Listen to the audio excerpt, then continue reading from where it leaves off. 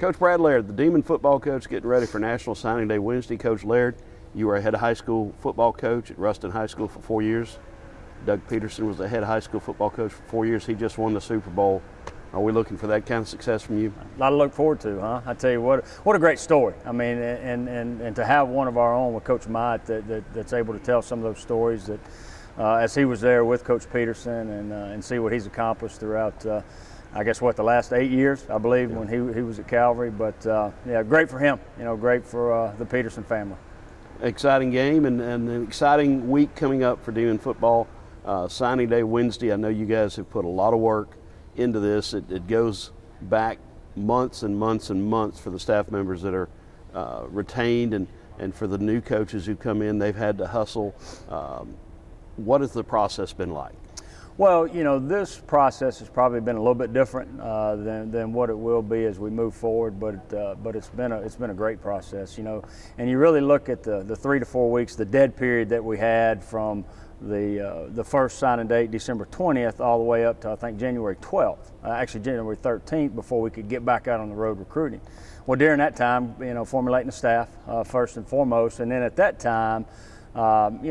Now looking at the recruits that we have, the negative to that is, yeah, you're able to watch them on film, but you're not be able to sit down in front of them one-on-one and be able to talk to them and talk to the parents, and that's part of the recruiting process. So once we were back on the road January 13th, through the end of January, we really had to get in homes, get in the high schools, talk to coaches, because it's more than just turning on the film and watching them on film. There's a lot of other evaluation that goes into this process that us as coaches want to make sure that, you hear the saying, you want to dot the I's and cross the T's, and we want to make sure we do that throughout that process. So that's really a lot that went on, especially for the month of January, and then having official visits on the weekend to get them in to show them what we have to offer. And again, it's just not the athletic part of it, it's the academic part of it, it's the community part of it, because the thing that we have at Northwestern State is we got people to sell. And I tell you, from our football players to the community,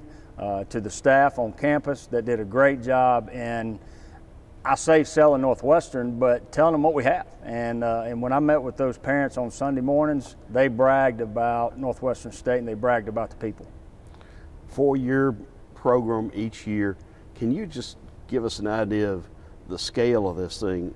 What is a good number to say that you look at during the process and then you boil it down to 2 dozen or less that you're going to sign? What's the scale? To give an exact number, it's hundreds and hundreds. I mean, just over the course of the last, let's say the month of January, I mean, I bet there's 500 kids that we've watched, at various positions. And you scale it down, as I entered this process this year with what we have coming back to the needs that we need to meet, I was looking at about 23. You say a couple dozen, and that's going to be kind of the number each and every year. This year, that number's 23. Now, that could be 21 or it could be 25. It could fluctuate. But the number of guys that we look at, and the thing is, you see a lot of good football players on film.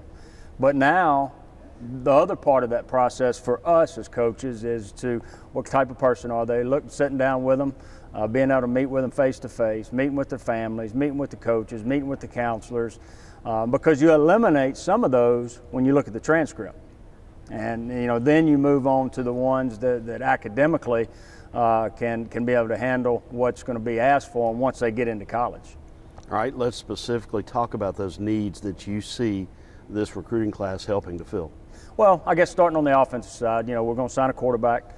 But if you look at really two main needs, you're probably looking at receiver and offensive line. Well, we're going to sign 3 to 4 at each of those spots to move forward. We'll sign a running back, maybe 2. But if you look at offensively, the receivers and offensive line, and then on the defensive side, we met some of our needs at linebacker that we graduated several linebackers from this past season. We met those needs with the early signing date with a couple, and then we'll add to that with high school kids. But what you're going to see the majority of probably in this recruiting class is defensive linemen and secondary guys. Okay, you've graduated a senior kicker. Do you have that kicker replacement on campus, or? Yes, we do have one on campus, and we do have a couple more that will be here in the fall that may not show up on the recruiting list this February. All right, let's talk about one other phase of this. For the first time, there has been an early signing day that allowed colleges to sign high school prospects along with the junior colleges.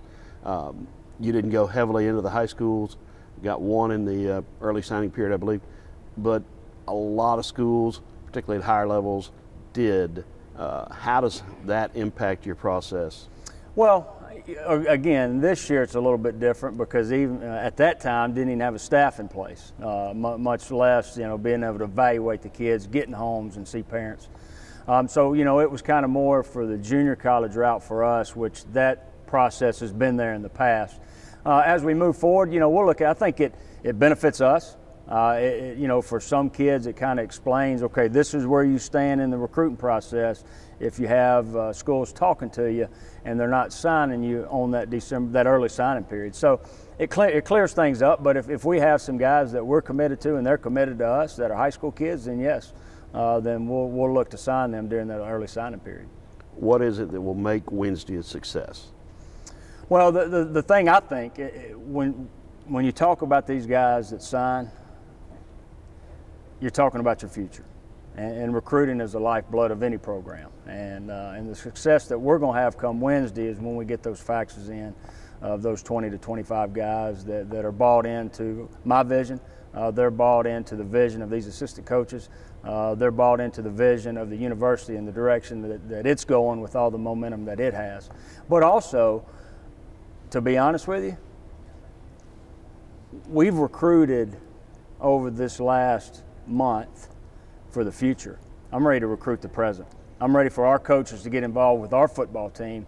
That not that we put on the back burner in recruiting, but now once signing date's over, we get to have all eyes on them for from here on out the rest of the spring.